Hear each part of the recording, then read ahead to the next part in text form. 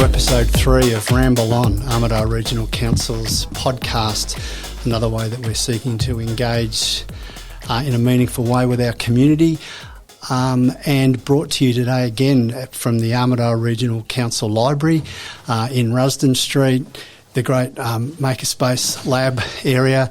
All this equipment's available for free of charge use. All you need to do is make an appointment with the fantastic library staff and they will hook you up. As usual, I'm here with my podcast host, the Mayor of Armidale Regional Council, Councillor Sam Coupland. Welcome, Sam. Oh, thanks, James. It's great to be back here in Podcast Central. It is. We've been getting some rave reviews too. I know we keep saying that and talking ourselves up, but apparently the views on YouTube and Spotify and Facebook in particular have been quite into the high double digits. Into the high double digits, yeah. So no, we're going incredibly well. How's your week been? What have you been up to? It's been an interesting week. I started it on an e-scooter.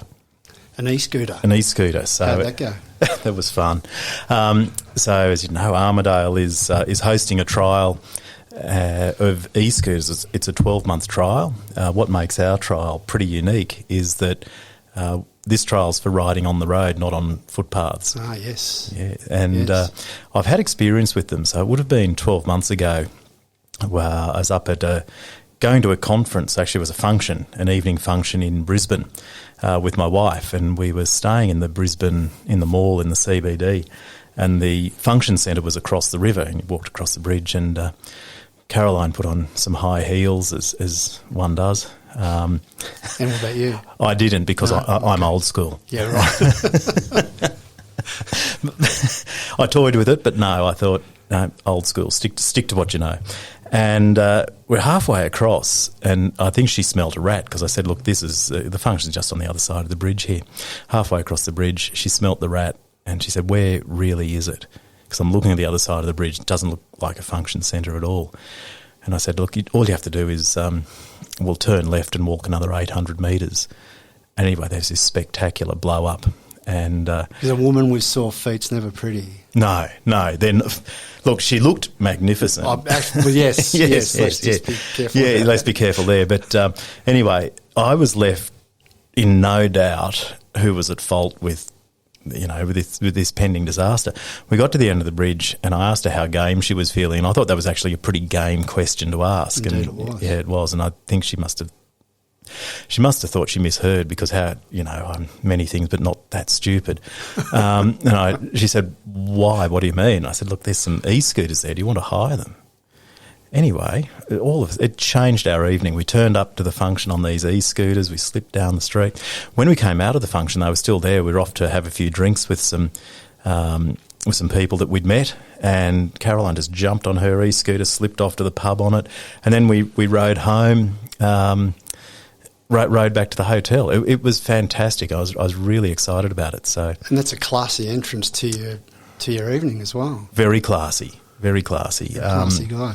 And we'll have that opportunity here in Armidale. So I am a little alarmed by the numbers. There'll be 300 e-scooters. Wow. But they reckon between 50 and 60 parking stations dotted around the city. Fantastic. And bringing 15 new jobs to town. Fantastic, isn't that great? And I think, as you said, the unique part about this trial is the fact that it is on roads. I mean, most of the other ones that have happened, particularly around New South Wales, not that there's too many, have really just been shared pathways or footpaths, but this is fully fledged on the road and sharing traffic. Yeah, that's right. And thoughts around that? I do have some thoughts. We got a little bit of feedback. What happens about? We've got some professional naysayers in this region. No way. And they bubbled to the surface, which was handy. Look, some of those concerns are fairly legitimate concerns. One was around liability. What liability does council have? Well, we're actually just hosting. There is no nexus between us and it's Beam Mobility who are providing the scooters. So people hire direct with Beam Mobility. It's their business. So the risk to council is no greater than allowing people to drive on our public roads or ride your bicycle or, hire a taxi cab. Yeah, well, a big shout out to Beam too. Welcome, Beam, to the Armidale region. It will be fantastic to have you. Got a date for the kickoff? We do, 7th of September. I think it's a Thursday. I've had a look at the map where they can and can't go. I suspect we're going to see quite a few school kids taking them to and from school. Yeah, well, and speaking of classy entrances, that will be a classy entrance, and I think that ability too, just to create that bit of a link between UNE and town as well, will be incredibly important for students, and going either way. Look, that's right. That's a big thing, and one of the really interesting things about them is there's the GPS locators, or there'll be some fancier word than that, where you're speed limited in certain sections. Yes. There are some sections where you can't go, the machine will just shut down. Yes. And there are some where you can't park. If you try and stop there, your credit card just keeps ticking over. So one of those is the Creeklands, and, I'm not suggesting for a moment that our local sport is depositing shopping trolleys in the creek. Although a Clean Up Australia Day back in be forgiven for February or March, I think I was part of a gang that pulled out about 16 of them. These scooters are pretty heavy. So really, I think I back us as a community to use them responsibly. Some other people have said, look, they can become an eyesore, and I've seen that in some areas, and that's usually some areas, other towns. And that's usually where there's just far too many for the population. There's certain number of more providers than are really necessary, and some of those providers go financially belly up, and they just become not so much an e-scooter graveyard. I think it was those, certainly the hire bicycles. They were a big one in Sydney when I was living there. That was a problem. And I think one of the key things that you mentioned earlier to remember too is that, unlike a lot of other states, the trial in New South Wales mandates you've got to have parking areas or formal parking areas where people need to drop those off. So, for anybody that does choose to drop it somewhere other than an appropriate parking spot, their credit card details will be known, and if it does find its way into the creek or wherever else that it shouldn't be, then obviously that person's going to be up for a bit of a charge. So that's just perhaps a bit of a incentive for people to put them where they need to be. And I'm not setting this as a challenge for people, but the scooters are pretty heavy. It's a two-man job. Yes, indeed. So I reckon somewhere you're going to think to yourself, is this really worth it? Anyway, so that was Monday. Wednesday was our ordinary council meeting. We had a few things came out of that. It was, yes. Any highlights? Probably two. Plenty of mundane things, but two highlights. The first one was it was a mayoral minute, but that was around the APVMA. So just getting my fellow council colleagues to endorse, I guess, a position that here in Armidale, we want the Agriculture Minister to make a commitment to those APVMA jobs staying in Armidale, and come out and make that commitment and work on the culture and the managerial issues. And I don't think that's such a big ask at all. I've spoken to the Agriculture Minister about that. I was actually rang him about 10 minutes ago. Not surprisingly, I went through to his voicemail. But dodging your calls. He is dodging my calls. But, the clock's ticking on that, because the final report is due in on the 30th of September, so about 5 weeks away. Yeah. And according to the Agriculture Minister, he's going to base his decision on that report. And we just need to keep the heat on him where it's too politically difficult to lose jobs, because if we have those jobs leave Armidale, that is a really big kick in the guts for us. If 100, we had some modelling done.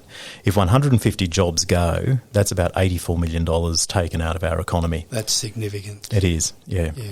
It really is significant. Whereas those extra jobs back in Canberra mean nothing. Indeed, yeah, that's exactly right.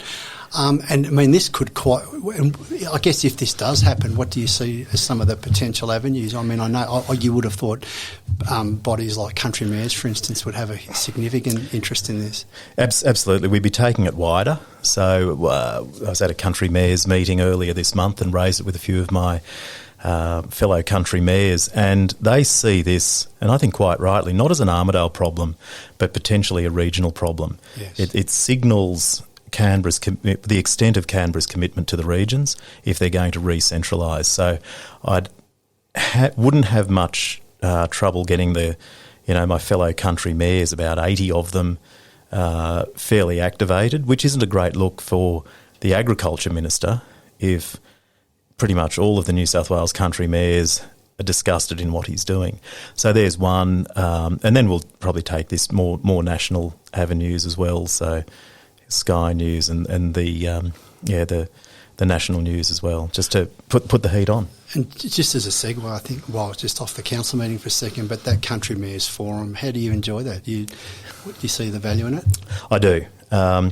All of those, the country mayors and regional cities, but country mayors in particular, there's a couple of really good things about it. One is that we hold the meetings in Parliament House, and you're getting access to ministers there, and you get the opportunity to speak with them. You can arrange meetings before or afterwards, and you can listen to what they say. But it really is also the contacts you have, and in the regional areas, no one's really that unique. There's a lot of commonality and common problems. So the collegiality there is very good, sharing ideas and, forming a common groups to lobby for certain things. And it was probably the confidence I got through the country mayors, and we'll probably touch on this in a sec, because the second thing of from the council meeting, it was to put together that coalition of renewable energy mayors. Yes, indeed. And that was made so much easier because I'd got to know the other mayors in the in renewable energy zones. So it's a great forum that we 4 times a year. Through that Country Mayors, I mean, knowing you, getting to know you as I have, you don't mind ruffling some feathers. Do you find that you've been doing any of that through Country Mayors? I know where you're headed with this, James. And you weren't there, so to keep you in line, to clearly. keep me in line. So I do need minders. Yes, I questioned, and this was probably because I was a little hot under the collar about what was happening with the APVMA. So it was very topical. And we had the Minister for Regional New South Wales was speaking, and I thought she gave a fairly poor speech. She seemed very underprepared and wasn't across her topic. And that she suffered by comparison because one of her parliamentary colleagues, Penny Sharp, the Energy and Environment Minister, had spoken beforehand, and Penny Sharp was magnificent. She is, yes. She's a very clever woman. She was all over her portfolio. She answered questions thoughtfully, intelligently. If she didn't know, she wouldn't pretend. She'd take it on notice and come back. Whereas Tara Moriarty didn't have that ability. But what was really getting my goat was we're just hearing a lot of platitudes. We had 15 minutes of a prepared speech. It could have been pre-reading. It could have been circulated before, just saying how wonderful the regions are. So I asked her a question. I told her I was thrilled to hear about her commitment and the government's commitment to the regions, and that really buoyed me and filled me with enthusiasm. And so I wondered the extent to which she was looking at decentralising further, because one of the best gifts that any government, state or federal, can provide to a region is to decentralise and provide quality jobs, high-paying jobs in the regions. Absolutely. And she then went and spoke about police and nurses and the wonderful things they were doing, and she said, we're doing a lot with essential services. And I said to her, look, the clue's in the name, they're essential services. And that's essential. That's not really anything over and above. So can I ask again, what are you going to do about the decentralisation? What are your plans there?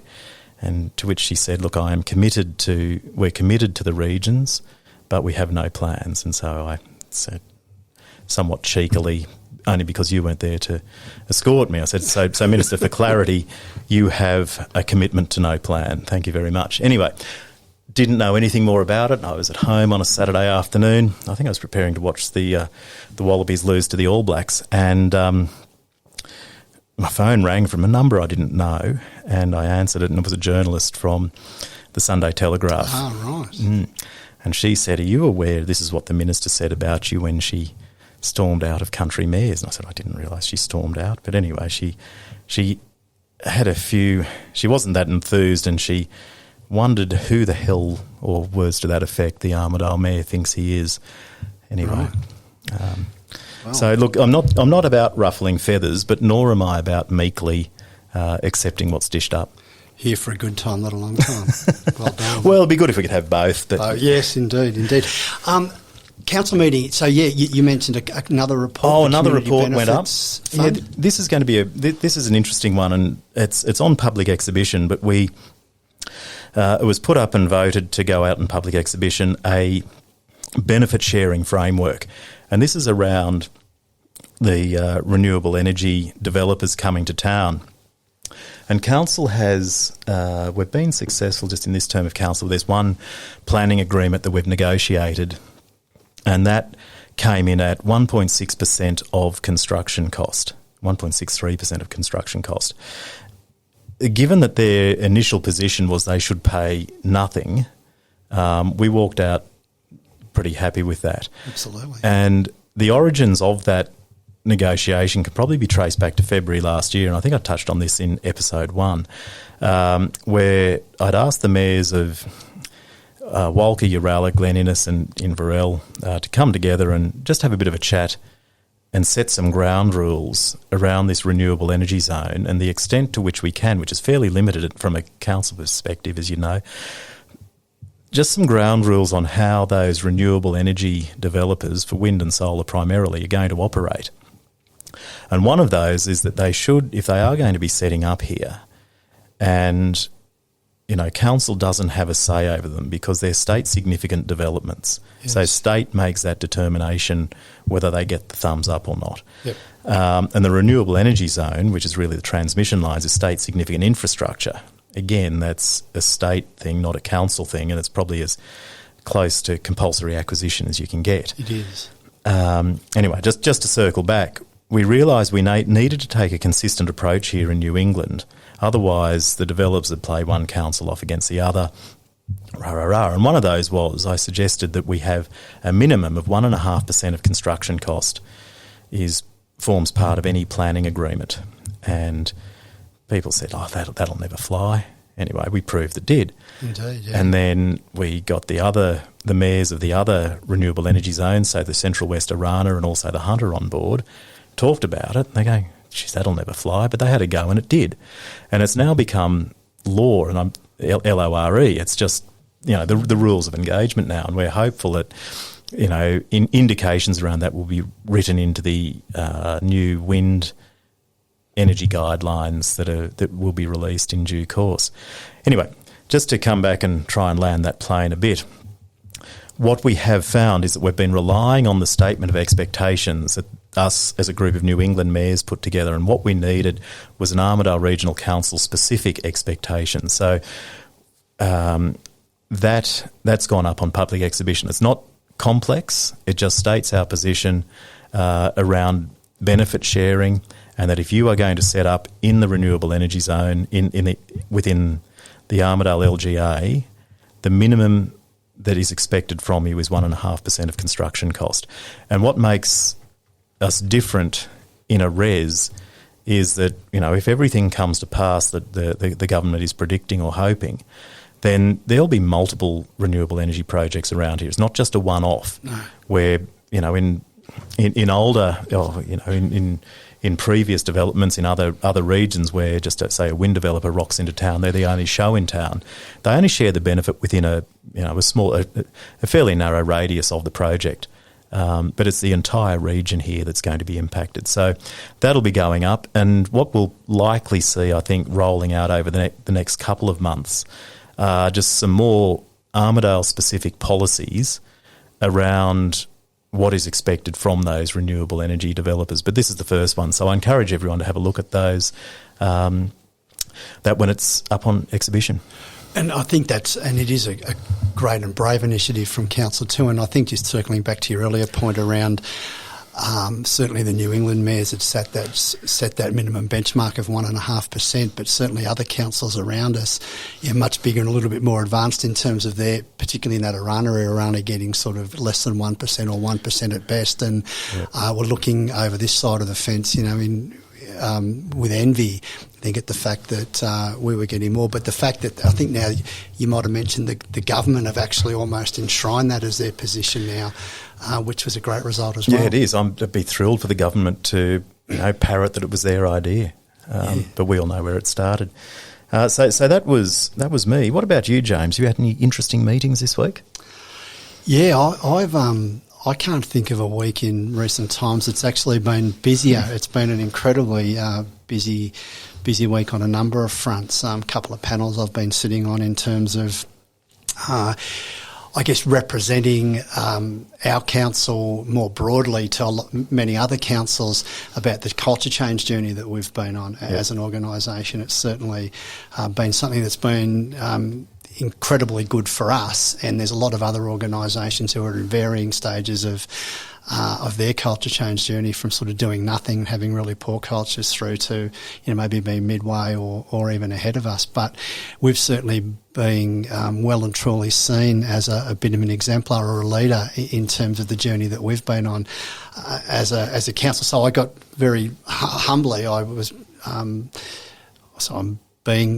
felt humbled to have been asked to sit on a panel recently where I got to sort of share the council's journey, our council's journey with a couple of other councils, but more broadly and perhaps even more importantly than me talking about what we'd done was the opportunity to take a couple of our staff along to that panel who were able to talk about what the change meant to them in terms of, many of them have been with council for sort of 10 years, 17 years or longer. So the opportunity for them to be able to talk about the journey we're currently on versus where the organisation had come from was great. That was fantastic. About 56 councils registered to do that, about 90 participants all up from those 56 councils, and that was received well. And then yesterday, Thursday, we had our World Cafe Day, where we brought all of our staff together, 300 plus staff, which is a real rare opportunity for us to be able to all get together as a group. We never do that. And I think the importance of that is the value and the wisdom of the knowledge that all of those employees bring in. We've got people in the organisation who have been here a couple of weeks through to have been here for 35 and 40 years, and so being able to share that knowledge and wisdom in one room on one day was fantastic. Great turnout. I think we had well over 300 people there. Very grateful for the councillor participation as well. 8 of our 11 councils were able to be part of it. We had 3 who were apologies and had other things on and couldn't make it. But I think just to be able to be in that room, share those thoughts, really nut out where our direction is and the priorities that we want to focus on as a council group over the next 12 to 18 months was a great thing to be able to do, and we had lots of really positive feedback. A lot of people come in with a little bit of cynicism at the start and, what are we doing here? But very quickly that cynicism turned to, a little bit of, inquisitiveness, which then, turned into full-on sort of involvement and wanting to get in and chart that course. And I think people really appreciate the fact that they're part of that, have opportunity to be part of that journey. So, a great day, and we'll get some really good outcomes from it. And we will be able to publish that more broadly to the community once we've landed on a position. That's great, because I was one of the 8 councillors that was there, and there was certainly a lot of positive energy in the room and the attitude that the staff have towards each other and towards their jobs and everything it's a really, really positive thing. Is there anything you'd say to the naysayers in the community? Say, look, that's one day that you're not mowing the lawns or fixing the roads.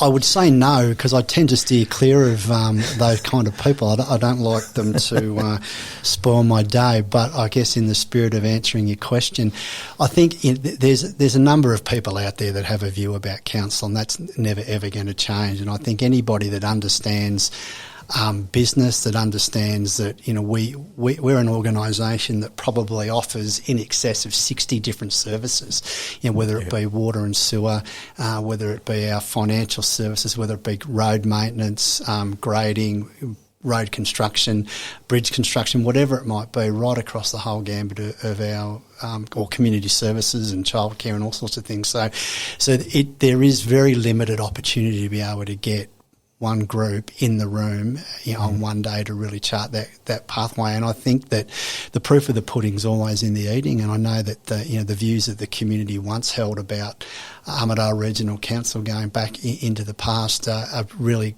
quickly changing, and I think people see that we're a value-add business, and we want to do that. We want to be high-performing. We want to be able to this was really done with the community in mind. It was making sure that we all are focused on that one solid direction. We understand what the priorities are, and we get to share the views of our workforce in terms of how we get there. So I think the good well and truly outweighs the bad, and just thanks to the staff that really came in with the right spirit and wanted to be part of it, and we will get some great outcomes out of it. I think you're right there. It is with the community in mind, it's about. The image of the council is changing, and I'll just circle back to country mayors. I'm really, really proud to represent Armidale Regional Council, and I know that, from the feedback, either the more subtle feedback that I'm getting from ministers and parliamentarians, Armidale is seen as a winning group now. It is indeed. And certainly amongst the other councils, we're seen as, a bit of a go-to council for ideas, and we are being held out as a bit of an exemplar of what regional council can be. Yes, most definitely, and I think and that stuff doesn't happen by accident. There's a lot of hard work that goes into that, and a lot of commitment from a lot of people. Through from the elected council through to what people do out in the public eye each and every day. And I think that you're having a bit of a win. Once upon a time, social media is a terrible, terrible thing, and it's why I don't get too heavily involved in it. But people have always got a view. Keyboard warriors love to sit behind their keyboard and slag off on council in this particular instance, and they're prepared to say things that they'd never say to your face. But putting that to one side, once upon a time, council would get criticised. You'd have 40 or 50 people pile on with that criticism. Now what we're starting to see is that people might be critical of us, and you might have 10 or 20 or 30 people actually come to our defence and start talking about, calling people out or calling that behaviour out. So that you're starting to do a good job and change the hearts and minds when people are prepared to support you when you're doing good things, and of course give you a bit of a razzing when you're not. But that's what it's all about. Indeed. One other meeting I know you're at, because I was there as well, was to do with Oaky Dam. What was that? Yeah, Oaky Dam. Well, that's a really exciting project for us, and I think so. As people would know, and the reason that was probably so topical this week was that we were, people might know that council made a decision to purchase Oaky Dam about 6 or 7 months ago. We had a 6-month settlement period on, and we actually were due to settle on that this week, but the vendor, as in Essential Energy, have actually for reasons that I'm not entirely sure of. I haven't had that brief, but have actually pushed settlement back for 3 months. So that is what it is, and it's not the end of the world. But Oaky was purchased as a water security project, or which is likely to become quite topical. Yeah, it's going to become very topical the way we're going, but a secondary water supply for the region in terms of to supplement not only the raising of the wall and where that might put us in terms of our water requirements, but allow us to sustain a population of probably up to 40 or 50,000, given the growth initiatives and objectives that the council has. So it's a very important project. But as you'd well know, Sam, because we're thinking men, we always knew that, and I use that term more colloquially for the council as well, but we knew that that $4.5 million purchase of Oaky was obviously the primary benefit. The primary reason for that was around water security, but we also knew that there might be some secondary benefits there in terms of what the res region and the ability for hydro to be become part of our potential business as well, and or have somebody come in and actually construct that and pay us a dividend for it. So as you say, we had some people come and meet with us this week, and you were saying you've had people reach out to you for future meetings. We have. I think we've got a meeting next week, and I know that there'll be a few more down the track. I mean, ideally, we'd have them lined up 10 deep at the door, and just choose the one that suits Armidale Regional Council best. But as you said, we bought the dam primarily as a secondary water source, but with one eye on the possibility of this thing. Now, didn't take a super sleuth to work that out, because of the number of other parties that were looking at that dam. They were all interested in it as a pumped hydro scheme as well. Yeah. And so if, as you were saying, if we can generate a little bit of off-farm income through some sort of a partnership, and we don't know what that'll look like yet, we're just going to, assess all suitors, that'll be great. And I think, and as you say, I mean, the benefit of that is that we are very limited in how we can raise revenue or income, and we know that we've done the SRV recently. I mean, there's only probably so much that you can take from that pool, but the ability to be able to, as you say, create those other revenue streams that will supplement what we do and how we do it, and add value back to the region in terms of how these sorts of infrastructure that we're able to construct or maintain or moving forward is incredibly important too. So, good times ahead. Yeah, fantastic. That's great, James. Well, look, I reckon we're almost out of time, but this is one of those, we're not going to hear your dulcet tones over the microphone for the next few weeks, so safe travels. Thank you very much. Yeah, I'm going to take some leave for about a month or so really looking forward to that. But look, of course, while I'm away, looking forward to hearing how the podcast goes and who you might get into to sub in for me. But no, thank you very much for being here again, and I hope our listenership enjoys this episode 3. Thanks, Sam. And to everyone out there, send us your feedback. Send us ideas as well. What would you like us to chat about? Anyone you'd like us to interview? That would be good, yeah. So long. Thanks, Sam.